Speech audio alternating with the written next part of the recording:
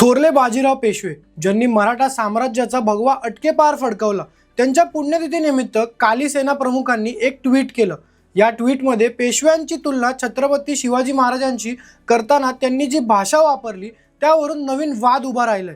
हा वाद काय आहे तो आपण बघूया, पण त्याआधी जर तुम्ही जबरी गबरीला फॉलो नसेल केलं तर लगेच फॉलो करा आणि हा व्हिडिओ शेवटपर्यंत बघा। स्वामी आनंद स्वरूप यांनी एक ट्विट केलं, पेशव्यांनी लढाया लढल्या पण नाव शिवाजींचे झाले। शिवाजी कधीच समोरासमोर रणांगणावर लढले नाहीत, त्यांनी फक्त गनिमी काव्याने वार केले, तर पेशवे नेहमी मैदानावर लढले।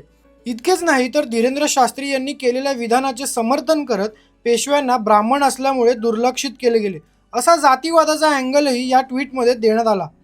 या ट्विट नंतर सोशल मीडियावर संतापाची लाट उसळली। एका युजरने संताप व्यक्त करत लिहिले, छत्रपती शिवराय नसते तर आज स्वराज्य नसते। बाजीराव पेशव्यांचे शौर्य अफाट होतेच, पण त्यांची तुलना महाराजांशी करून महाराजांचा अपमान करणे सहन केले जाणार नाही।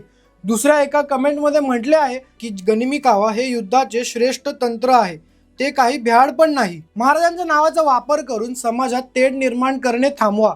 खरं तर इतिहास हा अभिमानासाठी असतो, वादासाठी नाही। पण या ट्विटमुळे जो नवा वाद उभा राहिलाय त्याबद्दल तुम्हाला काय वाटतं कमेंट्समध्ये नक्की सांगा आणि अशाच महत्त्वाच्या अपडेटसाठी सबस्क्राइब करा जबरी खबरीला।